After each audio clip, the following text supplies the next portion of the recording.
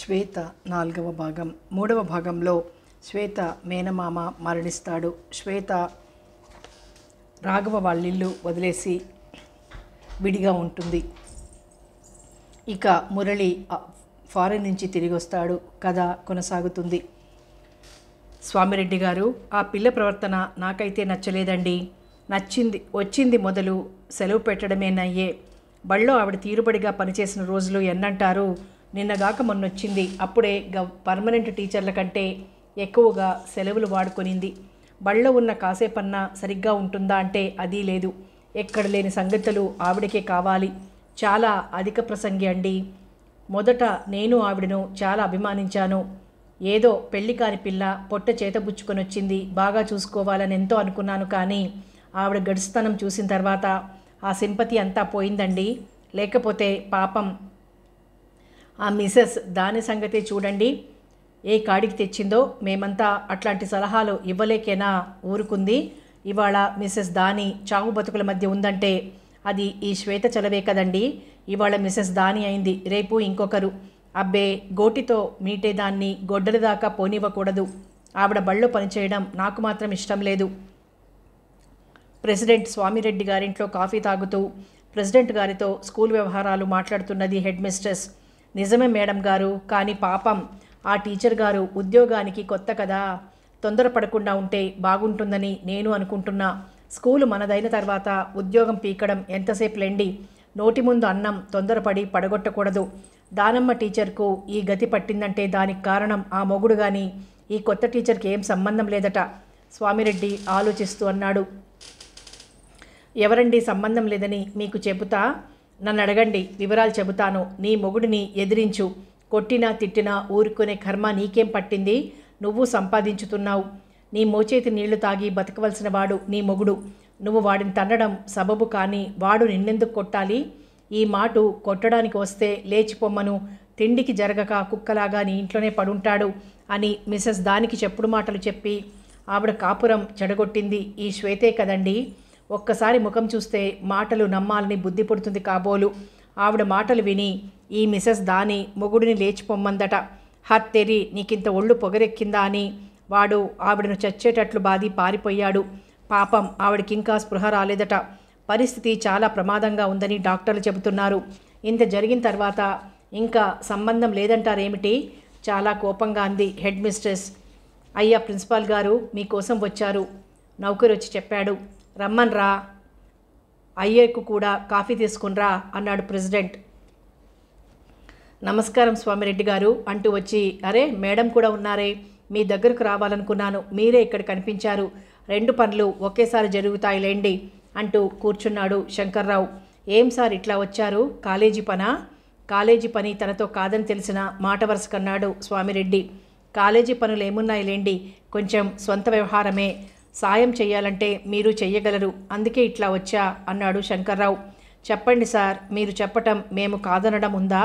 మీలాగా పిల్లను చూసుకునే ప్రిన్సిపాళ్ళు ఎవరుంటారండి? మొన్న వీరభద్రయ్య కొడుక్కి జబ్బు చేస్తే డాక్టర్ను పిలుచుకొని పోయి చూపించి మందులు కొనిచ్చి రాత్రి 2 గంటల దాకా అక్కడే ఉన్నారట. మీ పేరు చెప్పి దండం పెడుతున్నాడు ఆయన. ఇట్లా సాయం చేయడం మీకు కొత్త కాదులేండి, కానీ మేము మాత్రం ఎప్పటికప్పుడు మిమ్మల్ని తలుచుకుంటూనే ఉంటాం సార్. పిల్లకాయల్ని మీ సొంత బిడ్డల కంటే ఎక్కువగా చూసుకుంటారు. బీద పిల్లలకు ఎంతో సాయం చేస్తారు. నిజంగా మీరు మా ఊళ్ళో ప్రిన్సిపాల్ అయినందుకు మేము చాలా సంతోషపడతాం. ఎంతో అభిమానం, గౌరవం ఉట్టిపడేటట్లు మాట్లాడాడు ప్రెసిడెంటు. శంకర్రావు ముఖం విప్పారలేదు.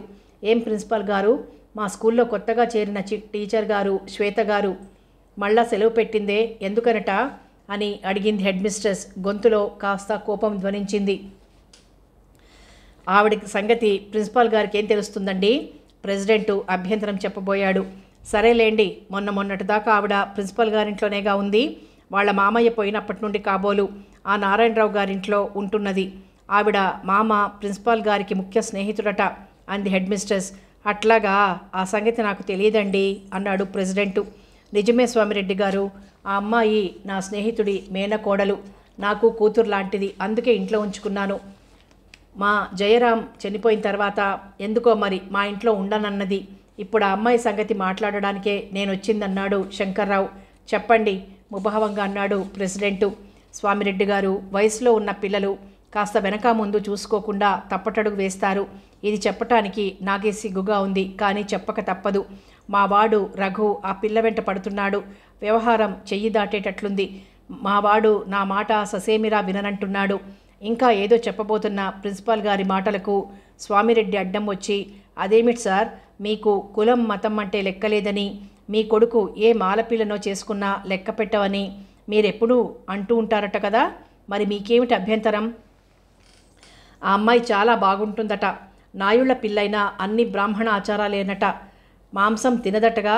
మా పిల్ల భార్గవి బళ్ళోనే చదువుతున్నదిగా, ఆవిడ క్లాస్లోనే ఉంది. అది చెప్పింది ఈ సంగతులన్నీను. మరి మీకేమిటి అభ్యంతరం? శుభ్రంగా ఇంటి కోడలుగా చేసుకోండి, సలక్షణంగా ఉంటుంది. మేము ఇన్ని అక్షింతలు వేస్తాం అన్నాడు. పెళ్ళంటే మాటలటండి, మంచి చెడు చూడొద్దు. నా స్నేహితుడి మేనకోడలంటే నాకు కూతురు లాంటిది కదటండి. నా ఊహలో రఘు, ఆ అమ్మాయి అక్క తమ్ముళ్ళు. వాళ్ళ పెళ్లి చేయటం అసహ్యం.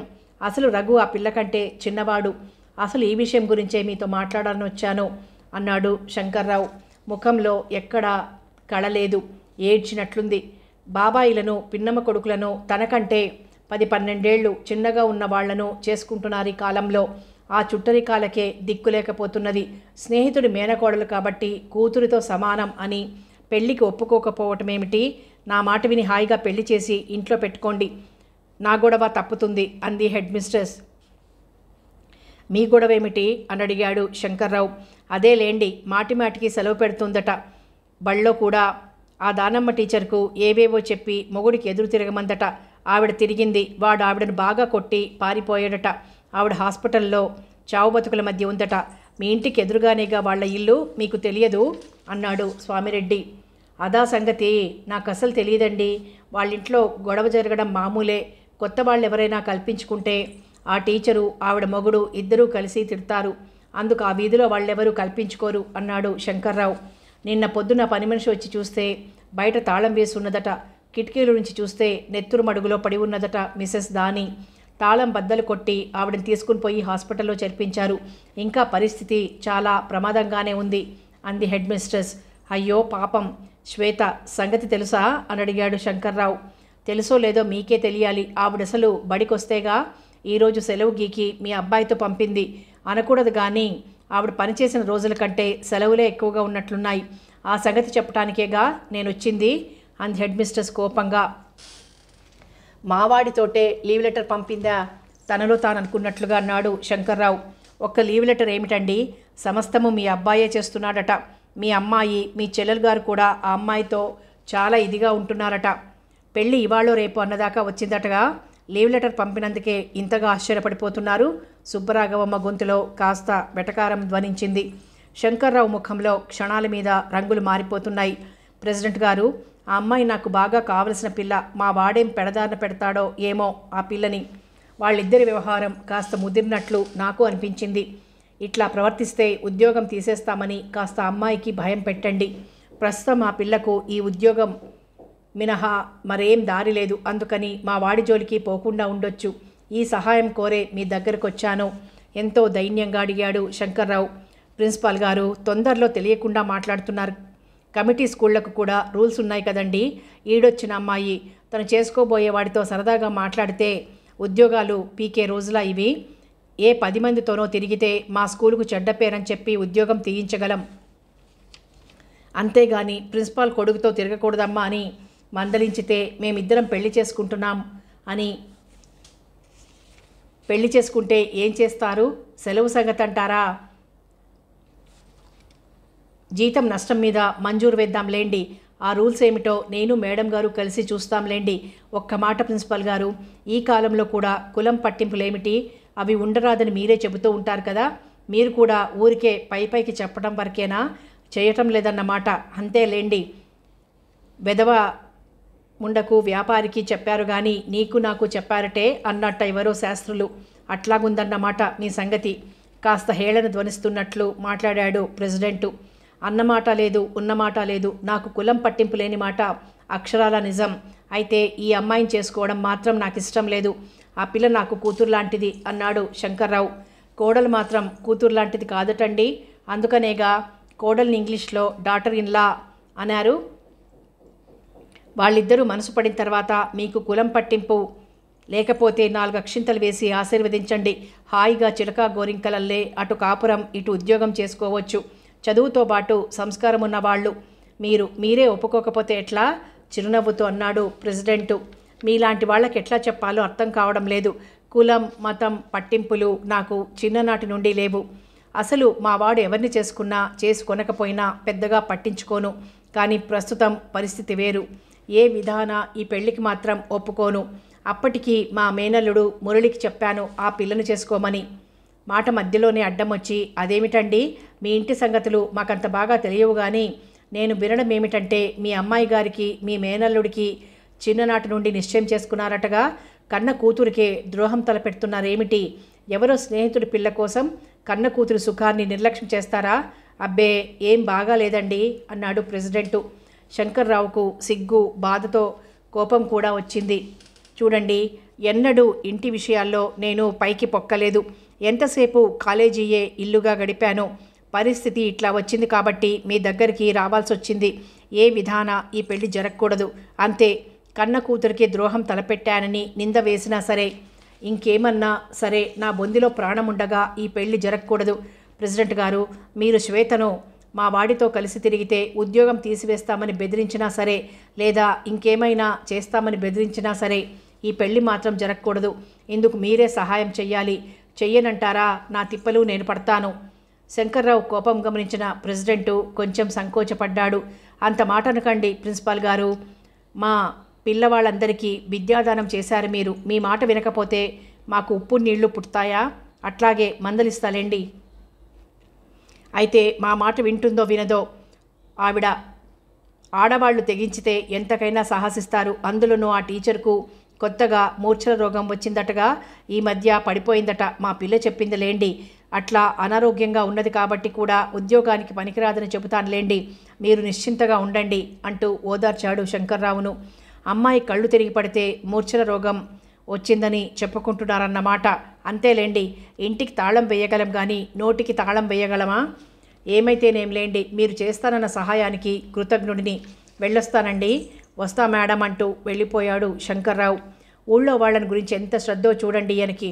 ఆ మాత్రం శ్రద్ధ కన్న పిల్ల మీద ఉంటే ఎంత బాగుండేది. కాలేజీలో చదివే పిల్లలకి ఎవరికైనా జ్వరం వస్తే ఈయన తెల్లవార్లు వాళ్ళ దగ్గరే ఉంటాడట. కన్న బిడ్డలని మాత్రం చచ్చారా బతికారా అని చూడడట. పాపం, ఈయన వెదవ చెల్లెలు ఆ పిల్లలను కనిపెట్టుకుని ఉండబట్టి కానీ, లేకపోతే ఆ పిల్లలు అనాథలల్లే బతికేవాళ్ళట. మిసెస్ దాని చెబుతూ ఉంటుందిలేండి ఈ సంగతులన్నీను అంది హెడ్ మిస్ట్రెస్.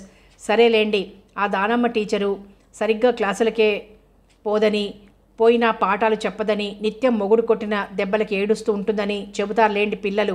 తన మచ్చ తెలుసుకోకుండా ఊళ్ళో వాళ్ళను బాగానే అంటారు. ఆవిడ సంగతి నాతో ఒక్కసారి కూడా మీరు చెప్పలేదే. వచ్చి రావడంతోటే ఇదిగో ఈ కొత్త టీచర్ భరతం పడతానంటున్నారు. చిరాకుతో చిరుకోపంతో అన్నాడు ప్రెసిడెంటు. హెడ్ మిస్ట్రెస్ మనసులో కాస్త భయపడింది. ప్రెసిడెంట్ గారి అమ్మాయి బళ్ళో చదువుతున్న సంగతే మర్చిపోయింది తను. బళ్ళో ఏం జరిగినా ఆ సమాచారాలు ఎప్పటికప్పుడు ప్రెసిడెంట్ గారికి తెలిసిపోతూనే ఉంటాయన్నమాట.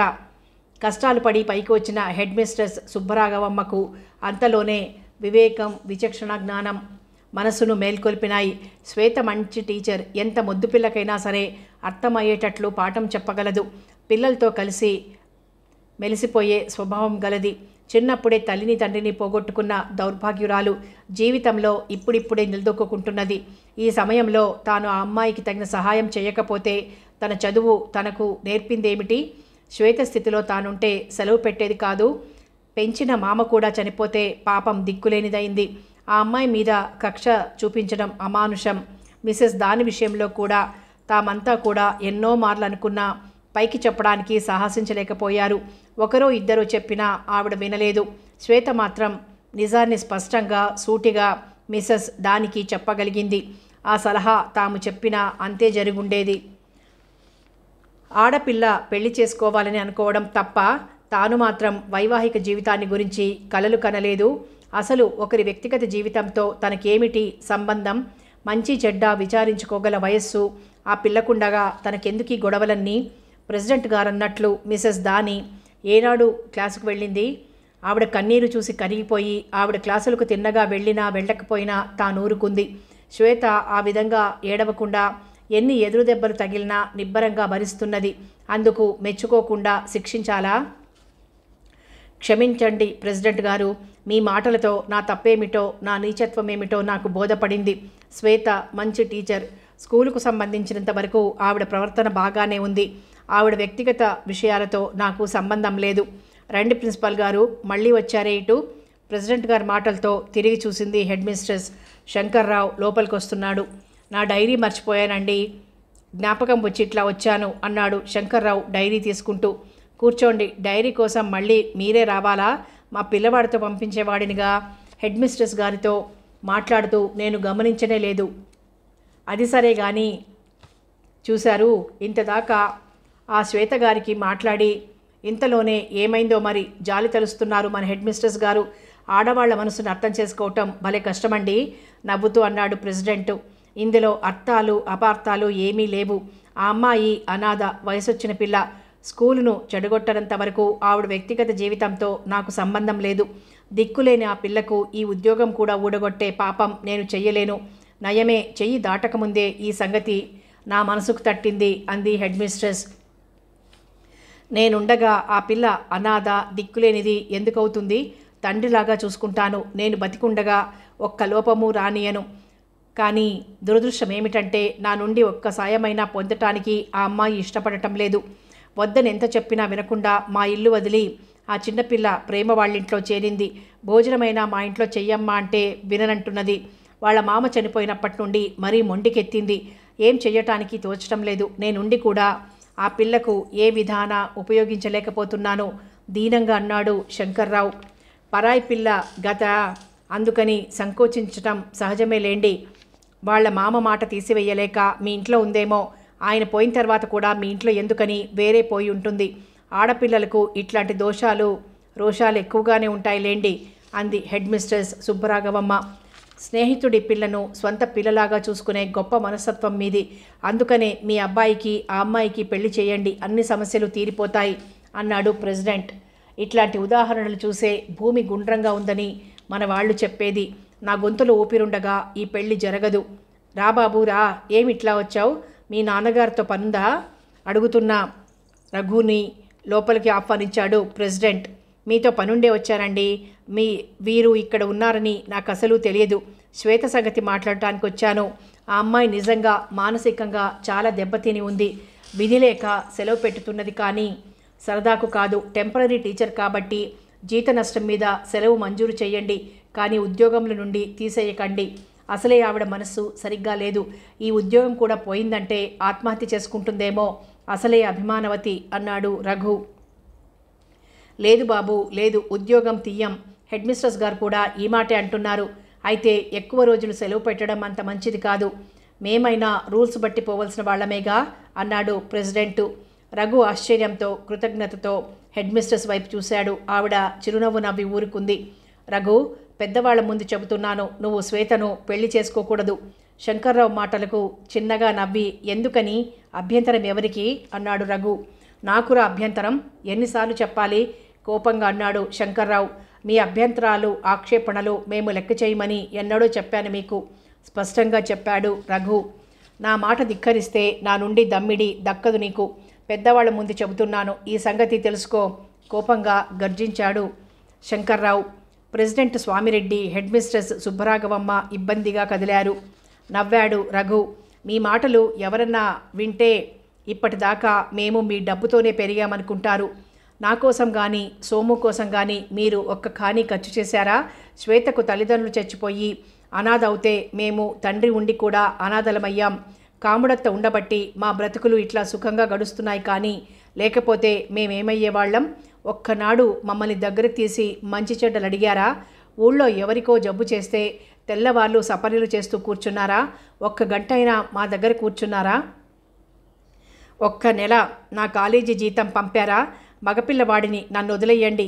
ఆడపిల్ల సోముకు ఒక్కనాడు మీ చేత్తో ఏదైనా ఇచ్చారా? ఊళ్ళో పిల్లలు మీ పిల్లలు కానీ మేము కాము. ఎవరన్నా పెద్ద మనిషి ఇంటికి వస్తే అప్పుడు మాత్రం బహు చక్కగా పరిచయం చేస్తారు. అనాథలం మేము. కాముడత్త పుణ్యమా అంటూ ఊపిరి పోసుకున్నాం. మీ సంపాదన అంతా మీ ఊళ్ళో వాళ్ళు అనుభవించాలే కానీ మీ బిడ్డలనబడే మేము మాత్రం దమ్మిడి ఎరగం. ఆడపిల్ల సోము మాత్రం మీ డబ్బు మీద ఏం ఆధారపడి ఉంది? దాని ఆర్జితమే దానికి చాలు. జన్మనివ్వడం వరకే బాధ్యత తీసుకున్నారు కానీ పెంపకానికి ఏమీ బాధ్యత తీసుకోలేదు మీరు. కాబట్టి మా మీద అధికారం చెలాయించడానికి మీకే విధంగానూ హక్కు లేదు నిర్భయంగా అన్నాడు రఘు. సోమేశ్వరికి స్వంత ఆర్జితమేమిటి? ఏమైనా ఉద్యోగం చేస్తున్నదా? నాకు తెలియదే ఆశ్చర్యంగా అంది హెడ్ మిస్ట్రెస్. సోము కథలు నవలలు రాస్తూ ఉంటుంది. ఒకసారి నవల రచనలో ఫస్ట్ ప్రైజ్ వచ్చింది. కథలకి కూడా డబ్బిస్తారు. అదంతా బ్యాంకులో వేసుకుంటుంది. గర్వంతో రఘు కళ్ళు మెరిశాయి. ఏమిటేమిటి? సోమేశ్వరి కథలు రాస్తుందా? బళ్ళో ఉండగా ఏమీ చురుకే కనబడేది కాదే. అయినా సోమేశ్వరి పేరు ఎవరు అనగా విన్నట్లు లేదే సందేహంగా అడిగింది సుబ్బరాఘవమ్మ. కలం పేరుతో రాస్తుంది. ఆ పేరు మా ఇంట్లో వాళ్ళకి తప్ప మరెవ్వరికీ తెలియదు అన్నాడు రఘు. అదేమిటయ్యా? మా స్కూల్లో చదివిన పిల్ల, మా స్టూడెంట్ పెద్ద నవల రచయిత్రి అయిందంటే మేమంతా గర్వంగా ఆ అమ్మాయికి సన్మానం చేయొద్దు? కలం పేరు మాకు చెప్పి తీరవలసిందే గట్టిగా అడిగింది హెడ్ మిస్ట్రెస్. క్షమించండి, నేను డబ్బివ్వను అని వీరన్నందుకు ఈ తీగనంతా కదపవలసి వచ్చింది. సోము అనుమతి లేదే నేను చెప్పను. మీ సహాయానికి కృతజ్ఞుడిని. వెళ్తానండి ప్రెసిడెంట్ గారు అంటూ వెళ్ళిపోయాడు రఘు. చిన్నబుచ్చుకున్న ముఖంతో చెప్పకుండానే వెళ్ళిపోయాడు శంకర్రావు. తోటలోని అరుగుల మీద మురళి రఘు కూర్చునున్నారు. సోమేశ్వరి శ్వేత తోటంతా కలియ తిరుగుతున్నారు. ఎంత బాగా ఉంది తోట! నిజంగా సోమేశ్వరి, నువ్వు చాలా అదృష్టవంతురాలివి. మురళి గారు లాంటి భర్త, కాముడత్త గారు లాంటి అత్తగారు, నందనవనం లాంటి ఈ తోట. ఓహ్, జీవితమంతా ఈ తోటలోనే గడపవచ్చు తన్మయత్వంతో అంది శ్వేత. చిరునవ్వు నవ్వింది సోమేశ్వరి. నేనైతే ఏం చేస్తానో తెలుసా సోమేశ్వరి? ఈ తోటలో రంగురంగుల ఎలక్ట్రిక్ బల్బులు పెట్టిస్తాను, చక్కని ఫౌంటైన్ కట్టిస్తాను, ఇంకా రకరకాల పూల చెట్లు నాటుతాను. మందిరానికి అటు ఇటు పున్నాగ చెట్లు నాటించి మందిరం 4 స్తంభాలకు సెంటుజాజి తీగలను పాకించుతాను. మందిరానికి ఎదురుగా అటు ఇటు అరుగులు కట్టించుతాను. ఈ తోటలో చంద్రకాంతలు ఉన్నట్లు లేదే. రంగురంగుల చంద్రకాంతలు నాటితే ఇంద్రధనుస్సులాగా మెరిసిపోతుంది తోట. ఈ తోటకు తీరు తెన్ను లేదని అంటాడు రఘు. చిన్నగా నవ్వుతూ అంది సోమేశ్వరి. అందుకే అంత అందం. ఇది వైల్డ్ బ్యూటీ. అడవిని ఎప్పుడైనా చూసావా సోమేశ్వరి? నేనొకసారి నల్లమల అడవి చూశాను. ఏమి అద్భుతమైన అందం ఆ అడవిది. ఈ తోట అందం కూడా అచ్చంగా అడవిని పోలుంది. నాకే గనక ఇట్లాంటి తోట ఉంటే ఇక్కడే చిన్న కుటీరాన్ని నిర్మించుకుని ఉండిపోతాను అంది శ్వేత తోటంతా కలియజూస్తూ. అబ్బే శ్వేత గారు, ఇక్కడ మీరు ఏకాకిగా ఉండాల్సిందే. మీతో పాటు తోటలో కాపురం పెట్టడానికి తోడెవ్వరూ రారు. అప్పుడే వాళ్ళ దగ్గరకు వచ్చిన రఘు నవ్వుతూ అన్నాడు. ఏ కాకి లేదు, మాలకాకి లేదు. ఇన్ని పూల చెట్లుంటే ఇంకా ఏకాంతమేమిటి? వీటిని శ్రద్ధగా చూడటానికి, పూలు కోయటానికి, దండలు కట్టడానికి రోజుకున్న 24 గంటలు చాలవు అంది శ్వేత. పూల బాసలు తెలుసును, ఎంకికి పూల మనసులు తెలుసును చిన్నగా పాడాడు రఘు. సోము, లైట్ తగ్గిపోతున్నది, త్వరగా రావాలి ఫోటోకు. శ్వేత గారు, ఫోటో తీసిన తర్వాత తోటను అడ్మైర్ చేద్దురు కానీ త్వరగా రండి తొందర పెట్టాడు మురళి. నిజంగా మనిషి పోయినా మనిషి రూపాన్ని శాశ్వతంగా ఉంచే ఈ ఫోటో కనిపెట్టినవాడు మహానుభావుడు రఘు అన్నాడు. ఫోటో ఎక్కడ తీస్తారు? శ్వేత అడిగింది. ఎక్కడ తీయమంటారు? నన్ను అడిగితే మురళి మాట పూర్తి కాకుండానే, నిన్నెవరూ అడగలేదు లేదయ్యా బావయ్య. సోము, బావకు నిన్ను ఫోటో తీయాలని తొందరగా ఉందట. ఎక్కడ తీసుకుంటారో చెప్పండి అంటూ అడ్డుకొట్టాడు రఘు. ఏమిటి తీసుకునేది, ప్రాణాలా? కొంటెగా అడిగింది శ్వేత. సరేలేండి, ప్రాణాలు చెప్పి తీసుకోరెవ్వరు. అయినా ఇదేం అపశృతి అన్నాడు రఘు కొంచెం నవ్వుతూ, కొంచెం సీరియస్గా. మందిరం ముందు ఫోటో తీసుకోవడానికి నిర్ణయించింది శ్వేత. ఏం సోమేశ్వరి, ఒకవైపు మందిరం, దూరంగా మామిడి చెట్లు, చెట్ల మధ్య కనబడే నీలాకాశం, నీలాకాశం కడుపులో పగలు దాగి రాత్రి బయటకు వచ్చే నక్షత్రాలు. అమ్మో, మా సోమునే అనుకుంటే దానికంటే గొప్ప కవయిత్రి అయ్యారే మీరు. మీకు కవిత్వం, నాకు పైత్యం. లేవండి ఫోటోకు, ఇట్లా నిలబడండి అన్నాడు రఘు నవ్వుతూ. ఇంతకు ఫోటో తీసేది మీరా మురళిగారా? శ్వేత ప్రశ్నకు ఫోటో తీసేది మురళిబాబే కానీ నేను డైరెక్టర్ని, ఆయన కెమెరామన్ అంతే అంటూ నవ్వాడు రఘు. రఘు, ఇట్లా నవ్విస్తూ ఉంటావు. చిన్ననాటి నుండి అంతా కలిసి ఉంటే ఎంత బాగుండేది. అందరూ ఉండి ఎవరూ లేనిదానిగా బతికాను.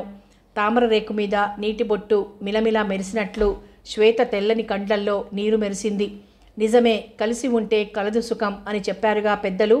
అయినా గతించిన దానిని గురించి బుద్ధిమంతులెవరూ చింతించరు, భవిష్యత్తును గురించి ఆలోచిస్తారు అన్నాడు రఘు. శ్వేత చెయ్యి పట్టుకోంది స్నేహపూర్వకంగా సోమేశ్వరి.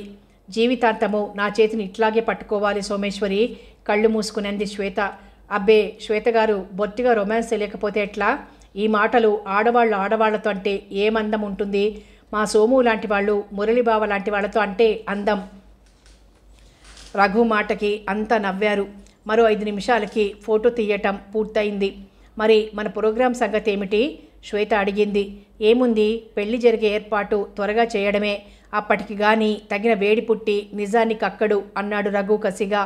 ఒకవేళ నిజంగా పెళ్లి జరుగుతున్నదని తెలిసి కూడా ఊరుకుంటే? నిజం దాచితే ఏం చేస్తారు? మురళి కుతూహలంగా అడిగాడు. ఏం చేస్తాం, కాముడత్త ముందే అనింది. పెళ్లికి ఏర్పాట్లు వృధాగా పోవు. మీ పెళ్లికి నిశ్చయించిన ముహూర్తం అవుతుందది. మనం త్వరపడకపోతే ఈ నిజం, మనిషి యొక్క అసలు రంగు బయటపడకపోవచ్చు. ఆలస్యం అమృతం విషం అన్నారు పెద్దలు. త్వరగా మన ప్లాన్ పూర్తి చేసే ఆలోచన చెయ్యాలి అన్నాడు రఘు. అదే నోటితోనే సహసా విదదిత క్రియ అని కూడా అన్నారు రఘు. పెళ్ళి అని తెలిసినా ఊరుకుంటే మీరు వేసిన పథకం నెగ్గుతుందా? సందేహంగా అడిగాడు మురళి. అరే, ఇంత పాపం జరుగుతున్నదని తెలిసి కూడా ఊరుకుంటే మనిషే కాడని నా ఊహ. 10 మందిలో పరువు పోతుందని భయపడుతున్నాడు, కానీ మనసులో పాపభీతి పనిచేస్తున్నది. హెడ్ మిస్ట్రెస్ గారితోటే, ప్రెసిడెంట్ గారితోటి ఏవో మంతనాలు చేస్తున్నాడు. అన్నట్లు శ్వేత గారు, మీ హెడ్ మిస్ట్రెస్ బంగారు తల్లండి, వివేకవతి. అట్లాంటి వాళ్ళు చాలా కొద్దిమందే ఉంటారు అభిమానంగా అన్నాడు రఘు. రఘు, శ్వేతగారి పుట్టు పూర్వోత్తరాలు ఇవి అని జాబు రాసి మామయ్య విషం తీసుకుంటే? మురళికి మళ్ళీ సందేహం. గాలి వాన వస్తే కదే లేదు. తన స్వహస్తాలతో తాను చేసిన తప్పును ఒప్పుకున్నాడన్నమాట. రఘు నిర్లిప్తంగా అన్నాడు. మరి ముహూర్తం ఎప్పుడు? మురళి అడిగాడు. ఏమో, నువ్వు మరీ తొందరపడుతున్నావటగా. కాముడత్త త్వరలోనే పెట్టిస్తున్నది. మన నాటకం ముగింపు త్వరగా చూడాలని ఆవిడకు సరదాగానే ఉంది. చిత్రం ఏమిటంటే ఈ విషయాన్ని ఇంతవరకు ఆవిడ దగ్గర కదపలేదు నాన్న. ఇవాళో రేపో ఆ మంగళహారతి అవుతుంది అన్నాడు రఘు సరదాగా. నిజంగానే నాన్న నిజం చెప్పకపోతే? నెమ్మదిగా అనింది సోమేశ్వరి. చచ్చాం. ఉన్నవాళ్ల డౌట్లు తీర్చలేక చస్తుంటే ఎప్పుడూ మాట్లాడని దానివి నీకు వచ్చిందా డౌటు? కథలు రాస్తావుగా, ఊహించి చెప్పు. నిజం చెప్పకపోతే ఏమవుతుందో? రఘు ఎదురు ప్రశ్న వేశాడు. నా ఊహే సరైతే నాన్న నీకు మాత్రమే నిజం చెబుతాడు. ఒకవేళ నువ్వు నిజాన్ని బయటికి చెబితే అబద్ధం చెబుతున్నామని 10 మంది ముందు అంటాడు. నాన్న మాటకు ఊళ్ళో వాళ్ళు విలువిస్తారు, కానీ నీ మాటకి ఇవ్వరు. నిజం నీకు తెలిసింది కాబట్టి నువ్వు పెళ్లి చేసుకోమన్న ధైర్యము కలుగుతుంది. 10 మందిలో తన పరువు నిలబడుతుంది. కత్తికి 2 వైపులా పదునుంది నెమ్మదిగా అంది సోమేశ్వరి. సోము చెప్పింది కరెక్ట్. మామయ్య పరువుకు ఎట్లాంటి నష్టమూ రాదు. పెద్ద మనిషిగానే మిగిలిపోతాడు అన్నాడు మురళి. నాతో ఏం మాట్లాడాలన్నా ప్రేము వాళ్ళ నాన్నగారి ముందరే మాట్లాడాలని పట్టుబడతాను. ఆయన మాట అంతా నమ్ముతారు అన్నాడు రఘు ఆలోచిస్తూ. అసలు నిజం చెబుతాను. శ్వేతకు మళ్ళీ సందేహం. తప్పక చేసిన పాపం చెబితే పోతుంది. ఎంత కిరాతకుడికైనా అంతరాత్మ కదులుతూ ఉంటుంది. అది కదలని రోజున మనిషి చనిపోయినట్లే లెక్క. ఇన్ని తర్జన భర్జనలు ఎందుకు? మనిషి నిజం చెబుతాడా? సరే, లేదు, బతికున్నంత కాలము ఆ మనిషితో మనకు ఎట్లాంటి సంబంధము ఉండదు. తన నీడ కూడా మన మీద పడకుండా వేరే వెళ్ళిపోదాం దృఢంగా అన్నాడు రఘు. గుడ్, ఈ సమాధానం నాకు నచ్చింది. ఇదే సరి అయిన పద్ధతి. ఏమంటారు శ్వేత గారు? ఇదే సరి అయిన పద్ధతి, సోమేశ్వరి కూడా అంది. సరి అయిన పద్ధతే, కానీ అందువల్ల నా కక్ష తీరదు. నేరం చేసింది తాను, శిక్ష అనుభవించింది నేను. 10 మంది ముందు తప్పు ఒప్పుకున్నప్పుడే నా మనసు చల్లబడేది అంది శ్వేత. మిమ్మల్ని చూడగానే మాకు నూర్జహాన్ జ్ఞాపకం వచ్చింది. మీలో ఆ రక్తంతో పాటు రోషం కూడా ప్రవహిస్తోంది నవ్వుతూ అన్నాడు మురళి. శ్వేత, ఇప్పుడు ఆయన పడే బాధ చేసిన పాపానికి శిక్ష కాదు. మీరు గమనించలేదు, కానీ ఈ కొద్ది రోజుల్లో మామయ్య చాలా తగ్గిపోయాడు. మీ వైపు ఎంతో ప్రేమతో సర్వస్వం మీరే అన్నట్లు చూస్తాడు. మీరు కక్ష కాస్త మానుకుని ఆయన దగ్గరకు వెడితే ఈ సమస్త ప్రపంచాన్ని మీ పాదాల దగ్గర పెట్టేటంత ప్రేమ వాత్సల్యం కనబడతాయి ఆయన కళ్ళల్లో. మీ నిరాదరణే కత్తికొక కండగా ఆయన్ను కోస్తున్నది. ఇంకా శిక్షలు కక్షలు ఎందుకు? మామయ్యను సమర్థిస్తున్నానని అనుకోకండి. ఇంతకంటే శిక్ష అనవసరమని అనుకుంటున్నాను అన్నాడు మురళి. మురళి మాటలు విని నాహో కూడా అంతే అన్నది సోమేశ్వరి. ఇద్దరి ఊహలు ఒకటి కావాలనేగా మా తాపత్రయం. శుభమస్తు అన్నాడు రఘు నవ్వుతూ. మురళి వైపు సోమేశ్వర్ వైపు ప్రేమగా చూస్తూ నవ్వింది శ్వేత. ఇంకా పోదామా? చీకటి పడుతున్నది. కాముడత్త ఒంటరిగా ఉంటుంది ఇంట్లో అంది సోమేశ్వరి. ఒంటరి ఎందుకు? జంటగా ప్రేమ వచ్చుంటుంది. మనం కనపడక గోల చేస్తూ ఉంటుంది అన్నాడు రఘు.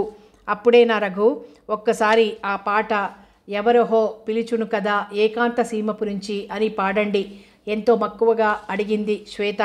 మరుక్షణంలో తోటలోని పూల పరిమళంతో పాటు పాట కూడా తోట నిండా వ్యాపించింది. అద్భుతం, నిజంగానే ఎవరో నన్ను పిలుస్తున్నట్లే ఉంది. కళ్ళు మూసుకొని తన్మయత్వంతో అంది శ్వేత. మరే, నన్ను ఆకలి పిలుస్తున్నది అన్నాడు మురళి. ఇదెక్కడి ఆకలయ్యా, నీ ఆకలి దొంగలదోలా అన్నాడు రఘు. అంతా నవ్వుకున్నారు. మందిరంలోని వెంకటేశ్వర స్వామికి నమస్కరించి అంతా వెళ్ళిపోయారు. వాడిని నువ్వు కొడుకులాగే పెంచావు. ఇవాళ వాడు భ్రష్టుడవుతుంటే చూస్తూ ఊరుకోమంటావా? కాముడు, ఇది తప్పని వాడికి నచ్చజెప్పు. ఊళ్ళో నలుగురు నన్ను చూసి నవ్వుతారు. వాడిని అమ్మాయిని కంటికి రెప్పలాగా పెంచావు. నీ మాట తప్పక వింటాడు.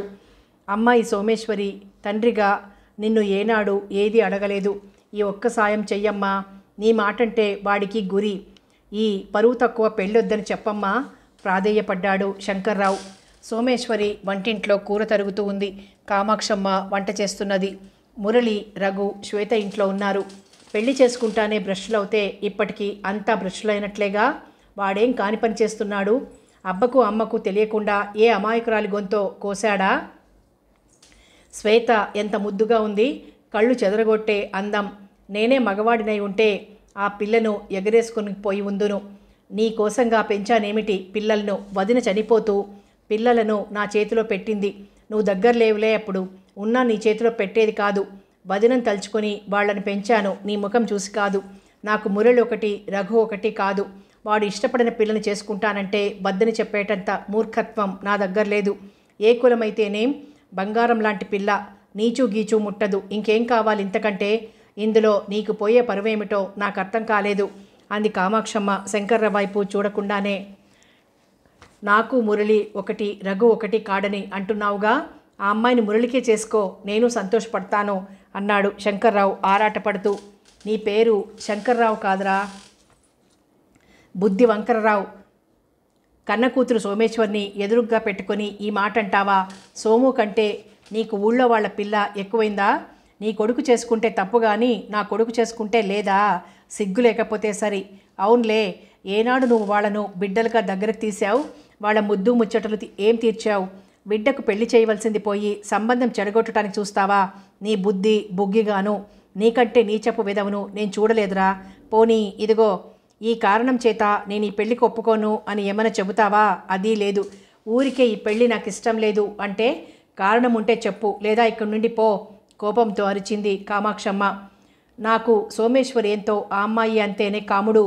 వీళ్ళని నేను సరిగ్గా చూడలేదు నిజమే, కానీ తప్పు ఇక ముందు దిద్దుకుంటాగా. ఈ పెళ్లి జరగకుండా చూడవే దీనంగా అడిగాడు శంకర్రావు. ఎవరో ఊళ్ళో వాళ్ళ పిల్ల, నీ కన్ను కూతురు ఒకటెట్లా అవుతారు? ఏం ఆ పిల్ల నీ కూతురా? ఎట్లా కూతురైందో చెప్పేయచ్చు, అప్పుడు ఆలోచిస్తాను. అంతేగాని ఈ పెళ్లి జరగకూడదని అందరి దగ్గర మొరపెడితే ఎవడ్రా వినేది? ఇన్ని మాటలు ఎందుకు? ముహూర్తం కూడా నిశ్చయిస్తున్నాం. పెళ్ళి కాస్త అయిపోతే ఆ పిల్ల మన ఇంటికే వస్తుంది. సోము కూడా సరదా పడుతున్నది. నీకు అభ్యంతరం ఏమిటో సవ్యంగా చెప్పు, వింటాం.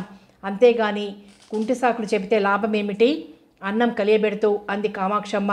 నువ్వు కూడా ఇట్లాగే అంటావా సోమేశ్వరి? శంకర్రావు వైపు కళ్ళెత్తి చూసి పలక్కుండా వెళ్ళిపోయింది సోమేశ్వరి. దెబ్బతిన్నట్లు విలవిల్లాడిపోయాడు శంకర్రావు. ఎన్ని మార్లు చెప్పాలరా? నువ్వు వాళ్ళకి ఏం చేశావని వాళ్ళు నీ మాట వింటారు? ఏనాడన్నా ఒక గుడ్డముక్క కొనిచ్చావా?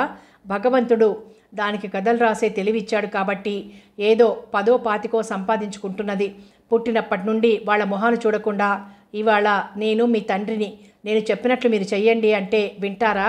లేనిపోని హైరానా పడక నలుగురితో పాటు నవ్వుతూ 4 అక్షింతలు వాళ్ళ నెత్తిన వేసిపో. ఊళ్ళో నలుగురు మెచ్చుకుంటారు నిన్ను. అంతేగాని పనికిమాలిన మాటలు చెబితే ఎవర్రా వినేది? పీట వాల్చుకుని కూర్చునంది కామాక్షమ్మ. అంతేగాని రఘుకు చెప్పనంటావు నిష్ఠూరంగా అన్నాడు శంకర్రావు. ఇదెక్కడి గొడవరా? వాడు చేసిన పనిలో తప్పేమిటి? ఇదిగో విను, వాళ్ళిద్దరూ హాయిగా రిజిస్టర్ పెళ్లి చేసుకుంటున్నారు. ఖర్చుకు ఖర్చు తక్కువ, ప్రాణానికి సుఖం. రఘుకే కాదు, నా కొడుకు రిజిస్టర్ పెళ్లి చేస్తాను. ఇవాళ తీరిగ్గా కూర్చుని మాట్లాడుతున్నావు కాబట్టి ఇది కూడా విను. ఈ ఇల్లు అమ్మకానికి పెట్టాను. మురళిని మెడ్రాస్లో పనయ్యేటట్లుగా ఉందట. రఘు కూడా అక్కడే ప్రాక్టీస్ పెడతానంటున్నాడు. నువ్వు వేరే ఇల్లు చూసుకోవడం మంచిది. దీని దుంపదెగా మాటల్లో అన్నం కాస్త మాడి చచ్చినట్లుందే. హడావిడిగా లేచింది కామాక్షమ్మ. తలుంచుకుని నెమ్మదిగా వెళ్ళిపోయాడు శంకర్రావు. జాలిగా చూసింది కామాక్షమ్మ. ఆ చూపు చూసి చిన్నగా చిరునవ్వు నవ్వింది. అప్పుడే లోపలికొచ్చిన సోమేశ్వరి. నీ చిరునవ్వు చాలే, నట్టింట ముత్యాల వాన కురిసినట్లుంటుంది. జాలి పడుతున్నాననేగా నీ నవ్వు. చూడవే, స్వర్గం నరకం అనేవి ఎక్కడో లేవు, ఇక్కడే ఈ భూలోకంలోనే నీ మనసులోనే ఉన్నాయే. వాడిప్పుడు పడే బాధ కంటే వేరే నరకయాతన ఉందటే. చేసుకున్న వాళ్లకు చేసుకున్నంత మహాదేవా, అసలు వాడి మనస్తత్వమే అర్థం కాదు అంటూ నిట్టూర్చింది కామాక్షమ్మ. అమ్మా శ్వేత, నా మాట మన్నించు తల్లి. రఘును పెళ్లి చేసుకునే ఆలోచన మాను. పెద్దవాడిని నీ కాళ్ళు పట్టుకొని బతిమాలుతున్నాను. అతను తప్ప ఇంకెవ్వరైనా సరే భూమెంత అరుగు ఆకాశమంత పందిరి వేసి నీకు పెళ్లి చేస్తాను తల్లి. నా మాట వినమ్మా.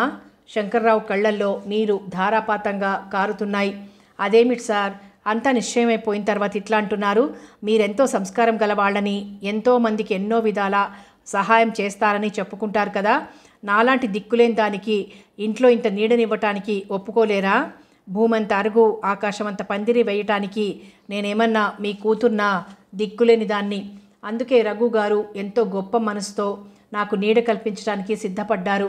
కామాక్షమ్మ అత్తగారు, సోమేశ్వరి, మురళి గారు అంతా ఈ ఆలోచనను హర్షించిన వాళ్లే.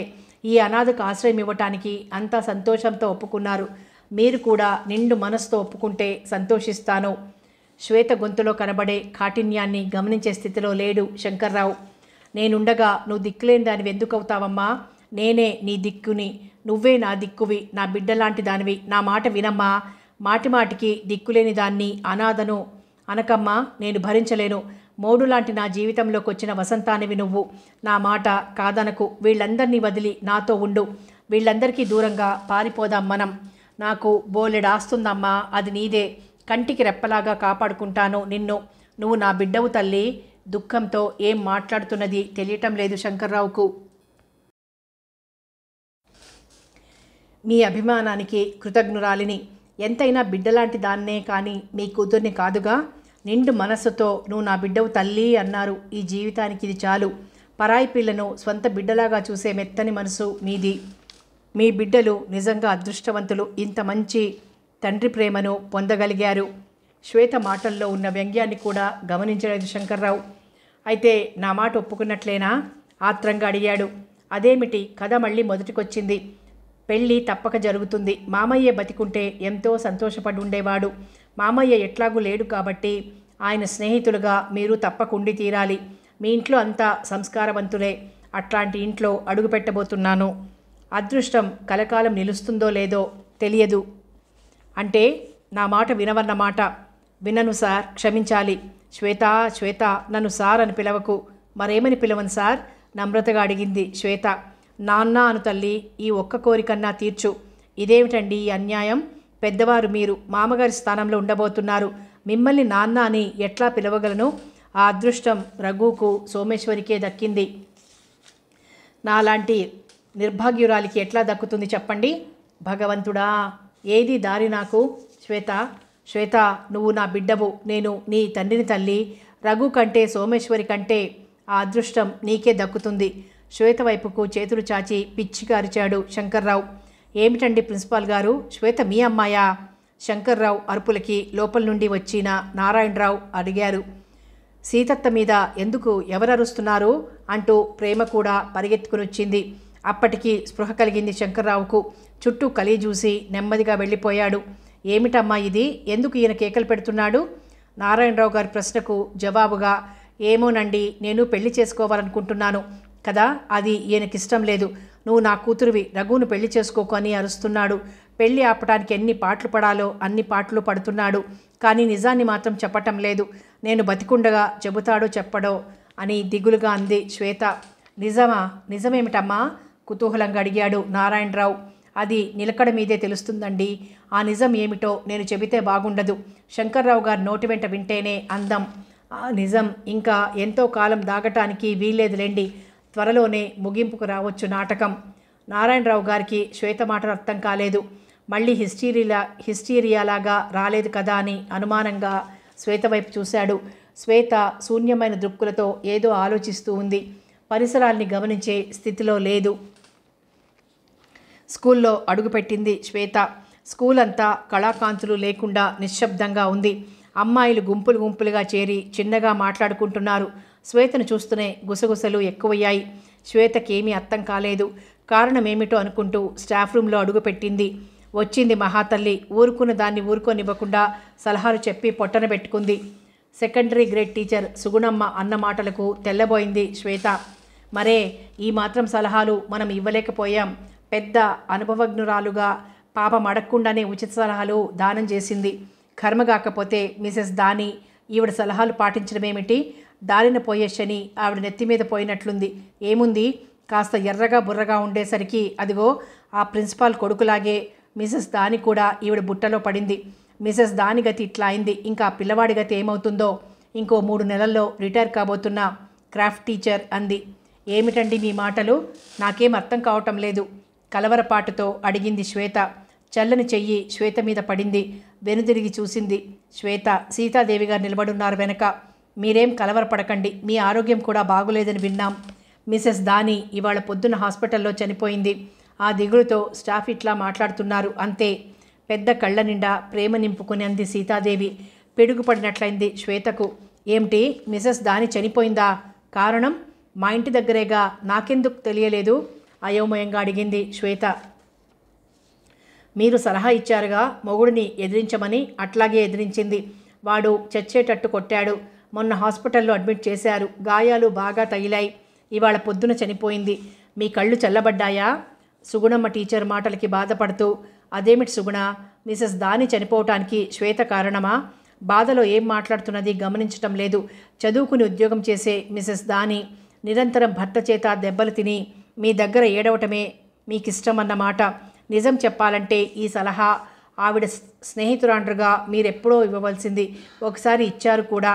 మీకు గుర్తుందో లేదో 2 ఏళ్ల క్రితం ఇదే సలహా స్టాఫ్ రూమ్లో అందరి ముందు మీరే ఇచ్చారు. మీ సలహా పాటించలేదు ఆవిడ. 3 రోజుల తర్వాత మిసెస్ దాని భర్త చేత దెబ్బలు తిని స్టాఫ్ రూమ్లో కూర్చొని ఏడుస్తూ ఉంటే అస్తమానం మొగుడితోటి దెబ్బలు తినడం, అందరి ముందు ఏడుస్తూ కూర్చోవడం. బాగానే ఉంది భాగవతం. రోజు చచ్చేవాళ్ల కోసం ఏడవడం ఎందుకు అని ఈసరించలేదు మీరు? మిసెస్ దాని ఆనాడే మీ మాట విని ఉంటే ఈ నింద మీ నెత్తి మీదే పడుండేది. ఒక్క మీరేమిటి, స్టాఫ్ అంతా అనుకోలేదు మిసెస్ దాని భర్తను వదిలేస్తే బాగుంటుందని? శ్వేత గారి అదృష్టం బాగుండక మిసెస్ దాని ఆవిడ సలహా పాటించింది. నిందంతా శ్వేత గారి మీద పడింది. అందుకే అన్నారు పెద్దలు, నింద లేనిదే బొంది పోదని. పాపం శ్వేత గారికి సానుభూతి చూపించడానికి బదులు మాటలతో హింసిస్తున్నారు అని మందలించి, రండి శ్వేత, మా ఇంటికి పోదాం రండి. మిసెస్ దాని చనిపోయినందుకు ఇవాళ సెలవు. ఇంట్లో కాసేపు రెస్ట్ తీసుకుందరు గాని అంటూ శ్వేత చేయి పట్టుకుని లేవదీసింది. శ్వేత నిర్ఘాంతపోయింది.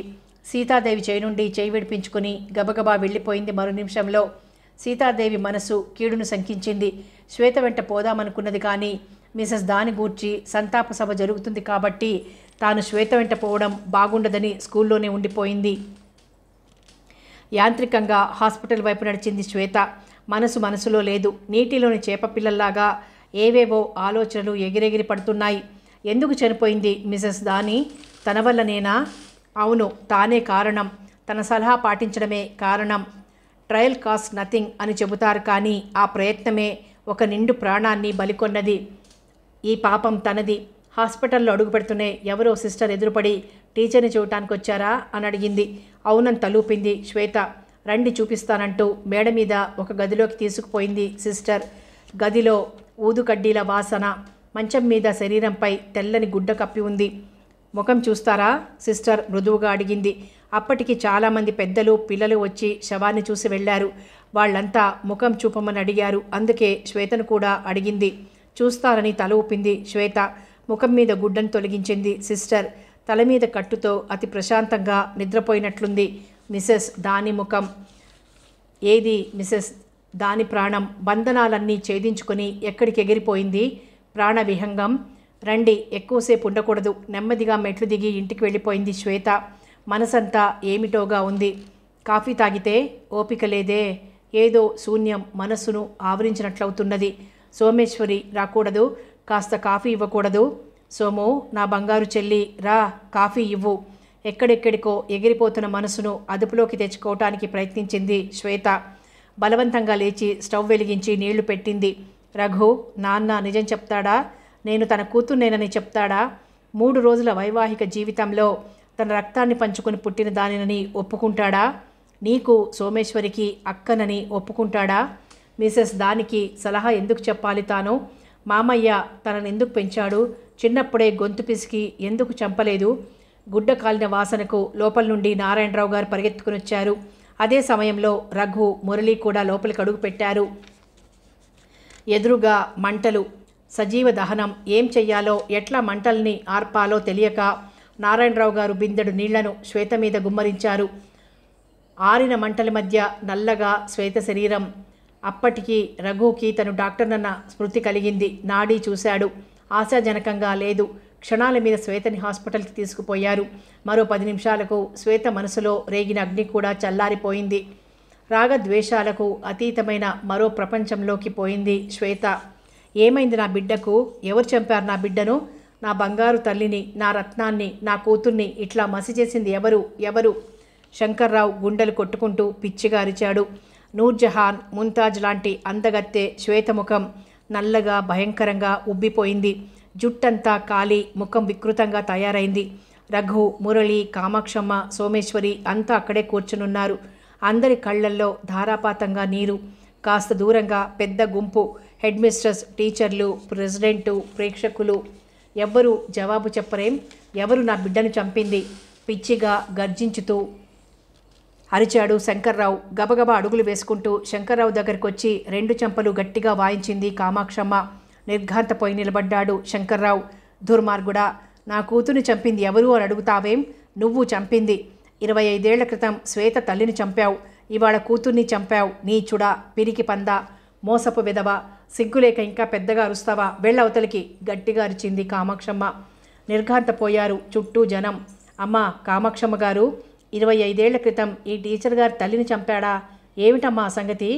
ఈ టీచర్ గారు ప్రిన్సిపాల్ గారి స్నేహితుడి మేనకోడలటగా అని అడిగాడు ప్రెసిడెంటు. సంగతి ఇంకా దాచి ప్రయోజనమేమిటి? నేను చెప్పినా మీరు నమ్మవద్దు. ప్రిన్సిపాలు పిండాకూడును. వీడు బియ్య వెలగబెడుతున్న రోజుల్లో గాంధీ గారి సిద్ధాంతాల ప్రకారం హిందువులు, ముస్లింలు కలియాలనుకున్నారట. వీడు కాలేజీలో చదివే షమీం అన్న పిల్లను ప్రేమించాడట. హిందూ ముస్లిం ఐక్యత అంటూ తెగ అరిచాడులేండి. ఆ రోజుల్లో మా అమ్మా నాన్నతో చెప్పకుండా ఆ పిల్లను రహస్యంగా పెళ్లి చేసుకున్నట్ట. ఆ పెళ్లికి సాక్షి ఈ శ్వేతను పెంచిన జయరాం గారేనట. ఈ పెళ్లి సంగతి తెలిసి మా అమ్మ నూతిలో పడింది. బయటికి తీసిన తర్వాత వీడికి టెలిగ్రామ్ ఇచ్చి పిలిపించారు. మా అమ్మ ఏడుస్తూ ఆ పిల్లని వదిలేయమని, మన కులం పిల్లని చేసుకోమని, చేసుకోకపోతే తాను కాల్చుకొని చచ్చిపోతానని బెదిరించింది. మా నాయన కూడా దమ్మిడి ఆస్తి ఇవ్వనని బెదిరించాడు. ఈ బెదిరింపులకు లొంగి ఆస్తి పోతుందేమోనని భయపడి మా వదినని పెళ్లి చేసుకున్నాడు. మొదటి భార్య ఏమైందోనని కూడా విచారించలేదు దుర్మార్గుడు. బెనారస్కి పోయి BA, MAలు పూర్తి చేసి వచ్చాడు. పెళ్లి చేసుకున్నాడే గాని మా వదినతో ఒక్కనాడు ప్రేమగా మాట్లాడలేదు వెధవ. నిరంతరం షమీంని తలుచుకుంటూ ఉండేవాడు. పోనీ ఆవిడ దగ్గర కన్నా పోయాడా అంటే అదీ లేదు. ఆవిడ సంగతి ఏమైందో కూడా కనుక్కోలేదు. వీడి బలహీనతకు గుర్తుగా రఘు, సోమేశ్వరి పుట్టారు. వాళ్ళిద్దరినీ నా చేతిలో పెట్టి మా వదిన కన్ను మూసింది. ఈ శ్వేత మా ఇంటికి వీడి స్నేహితుడు జయరాంతో వచ్చింది. అతను చనిపోతూ శ్వేత జన్మరహస్యాన్ని వెల్లడి చేశాడు. ఈ త్రాష్టుడు ఆ పిల్లను వదిలివేసిన తర్వాత వాళ్ళు కూడా ఆ అమ్మాయిని చేరనీయలేదట. గర్భవతి అయిన ఆ అమ్మాయిని పాపం మహానుభావుడు జయరాం గారే ఆదుకున్నారట. పాపం ఆ అమ్మాయి మూలకంగా ఎన్నో నిందలు మోసారట. ఈ శ్వేతను కని పాపం ఆ పిల్ల చనిపోయిందట. శ్వేత అన్న పేరు జయరాం గారు పెట్టిందేనట. తెలుపు రంగులో అన్ని రంగులు కలిసి ఉంటాయిగా, అట్లాగే ఈ పిల్ల రక్తంలో హిందూ, ముస్లిం రక్తం కలిసింది కాబట్టి శ్వేత అని పేరు పెట్టాడట. ఆయనే ఈ పిల్లకు చదువు చెప్పించి ఉద్యోగంలో చేర్పించాడు. ఇన్నేళ్ల తర్వాత ఈ ఊళ్ళో వీడిని ప్రిన్సిపాల్గా చూశాడు. అప్పుడే మాతో శ్వేత సంగతి చెప్పుంటే ఎంతో బాగుండేది. తండ్రి ఇల్లు కాబట్టే ఇక్కడ ఉండమన్నాడు ఆ పిల్లను. ఈ సంగతి తెలియక ఆ పిల్ల ఇక్కడ ఉండటానికి మొదట్లో నేను ఇష్టపడలేదు. జయరాం గారు చనిపోతూ ఈ సంగతి చెప్పినప్పటి నుండి మాకందరికీ వీడి చేత నిజం కక్కించాలని పట్టుదల కలిగింది. ఇంత ఘోరం చేసి నమ్మిన ఆడపిల్లను నట్టేట్లో వదిలేసి వీడు ఘరానా పెద్ద మనిషిగా నలుగురిలో తిరుగుతున్నాడు. పిచ్చి పెద్ద మనిషి, త్యాగమూర్తి. శ్వేతను బిడ్డ కంటే ఎక్కువగా పెంచిన జయరాంగా కూడా వీడి బతుకును బయట పెట్టలేదు. వీడి చేత నిజం చెప్పించాలని అంతా కలిసి చిన్న నాటకం మొదలుపెట్టాం. వీడు శ్వేత తల్లికి ఒక పాట రాసి అంకితమిచ్చాడట. ఆ పాట వీడు వింటుండగా పాడాడు రఘు. ఆ పాట మూలకంగా శ్వేత తన కూతురేనని తెలిసొచ్చింది ఈ వెధవకు. అక్కడి నుండి మొదలైంది అసలు నాటకం. రఘు శ్వేతను పెళ్లి చేసుకోబోతున్నట్లుగా నటించాడు. శ్వేత తనకు అక్క అని తెలిసింది మొదట వాడికేగా. మేమంతా కూడా పెళ్లికి ఒప్పుకున్నట్లే నటించాం. ముఖ్యంగా శ్వేతకు తన తల్లిని మోసం చేసిన ఈ పెద్ద మనిషి చేత 10 మంది ముందు తన కూతురునని ఒప్పించాలని, తన మోసాన్ని తన చేతనే చెప్పించాలని ఎంతో కోరికగా ఉండింది. ఈ ఇంటికి పెద్ద బిడ్డ. అక్కా తమ్ముళ్ళు పెళ్లికి సిద్ధపడుతున్నారంటే మనిషన్న వాడెవడు చూస్తూ ఊరుకోడు. అందుకే వీడు పెళ్లి ఆపటానికి శాయశక్తులా ప్రయత్నించాడు. కానీ నిజం మాత్రం చెప్పలేదు. ఏ నిజం వీడి నోటి చెప్పించాలని ఆ పిల్ల తాపత్రయపడిందో ఆ నిజం ఇవాళ ఈ పిల్ల శవం దగ్గర అంటున్నాడు. ఛీ, నీలాగా ఆడపిల్లల్ని మోసం చేసి 10 మందిలో పెద్ద మనుషుల్లాగా తిరిగే బెదవలు ఎంతమంది ఉన్నారో. వీడు ఎంత నీచుడంటే సోమేశ్వరికి నిశ్చయమైన సంబంధం కూడా చెడగొట్టడానికి సిద్ధపడ్డాడు. తెరచాటున ఇంత కథ నడిపించి పైకి బుడిబుడి ఏడుపులు ఎట్లా ఏడుస్తున్నాడో చూడండి. నోట మాట రాలేదు శంకర్రావుకు. ఎంత అపురూప సుందరి ఏ విధంగా మారిపోయింది. అయ్యో, జీవితం ఇంత క్షణికమా? రఘు పాడినట్లే ఆ ఏకాంతపు సీమ నుండి ఇంతలోనే పిలుపు వచ్చింది శ్వేతకు. ఫోటో మాత్రమే మిగిలింది. ఎంతో ఆవేదనతో అన్నాడు మురళి. క్షణకాలం మెరిసి మురిపించి మాయమయ్యే ఇంద్రధనస్సులాగే అక్క కూడా కొద్ది కాలమే మన మధ్య ఉండి మాయమైంది. అసలు ఈ నాటకం ఆడకుండా తండ్రినని చెప్పుకొని దుర్మార్గుడితో చెప్పకుండా అంతా వెళ్ళిపోయి ఉంటే అక్క మనసుకింత దెబ్బ తగిలేది కాదు. అందరూ ఉండి ఎవ్వరూ లేనిదానిగా బతికి చివరికి అట్లాగే చనిపోయింది. రఘు మాటలకి సోమేశ్వరి కుళ్ళి కుళ్ళి ఏడ్చింది. ఈ చండాలుడంటే ఇవాళ శ్వేత వల్ల బయటపడ్డాడు. కానీ ఇట్లాంటి పిరికి వెధవలు ఇంకా ఎంతమంది ఉన్నారో. ముందు వెనక ఆలోచించకుండా ప్రేమాయాణాలు జరపడం, ఏ తల్లో తండ్రో ఎవరో బెదిరించేటప్పటికీ విడిచిపెట్టి పారిపోవడం. న్యాయశాస్త్రం కూనీలు చేసిన వాడికి మరణశిక్ష వేస్తుంది. ఇట్లా ఆడవాళ్లను మోసగించి వాళ్ళ బతుకుల్లో నిప్పులు పోసిన వెధవలకి మాత్రం ఏ శిక్ష వెయ్యదు. శ్వేత తన కూతురని తెలిసిన నాడు బయటికి ఎందుకు చెప్పుకోలేకపోయాడు? ఇవాళ శవం దగ్గర ఏడుస్తున్నాడు. వెళ్ళరా వెధవా, నీ ఏడుపు వింటే శ్వేత ఆత్మకు కూడా కోపం వస్తుంది. వెళ్ళిక్కడి నుండి. నీ పాపిష్టి నీడ కూడా మిగిలిన బిడ్డల మీద పడకూడదు. నువ్వు చేసిన తప్పుకు శిక్ష అనుభవిస్తావురా, దుఃఖంతో అరిచింది కామాక్షమ్మ. ఎంత పని జరిగింది. తను ప్రేమించి పెళ్లి చేసుకున్న షమీం తన మనసులోనే ఉండిపోయింది. తర్వాత ఇంకో పెళ్లి జరిగిన మనసారా ఆవిడను ప్రేమించలేకపోయాడు. శారీరక వాంఛకు 2-3 సార్లు లోబడమే తప్ప భార్యను ప్రేమగా చూడడం ఎన్నడూ జరగలేదు. షమీం మధుర స్మృతిగా మిగిలిపోయింది మనసులో. ఆ స్మృతితోనే తను కన్న బిడ్డలను ఏనాడు ఆప్యాయంగా దగ్గరికి తీయలేకపోయాడు. రఘు పాటల వల్లనే శ్వేత తన కూతురని తెలిసింది. తన కూతురని, తన షమీం రక్తాన్ని పంచుకొని పుట్టిన బిడ్డ అని తెలిసిన తర్వాత మనసులో పొంగే ప్రేమ ప్రవాహాన్ని శ్వేత వైపుకి మరలించాడు. తన సర్వస్వము ఆమె కోసం త్యజించటానికి సిద్ధపడ్డాడు. కానీ శ్వేత తన కన్న కూతురేనని మాత్రం చెప్పలేకపోయాడు. అది తెలిస్తే తను కట్టుకున్న కీర్తి సౌధం, ఇన్నాళ్ళు భద్రంగా కాపాడుకొస్తున్న కీర్తి సౌధం పునాదులతో సహా కూలిపోతుంది. ఆ భయంతోటే ఈ రహస్యాన్ని ఎవరి దగ్గర వెల్లడించలేదు. కామాక్షి అన్నట్లు తను నీచుడు, హంతకుడు, షమీంని, భార్యను, శ్వేతను పలిగొన్న కిరాతకుడు. తన పాపానికి నిష్కృతి లేదు. పిచ్చి చూపులు చూస్తూ వెళ్ళిపోయిన శంకర్రావుని ఎవ్వరూ గమనించలేదు. సమాప్తం. శ్వేత నవల సమాప్తం. మరో మంచి నవలతో మళ్ళీ కలుసుకుందాం.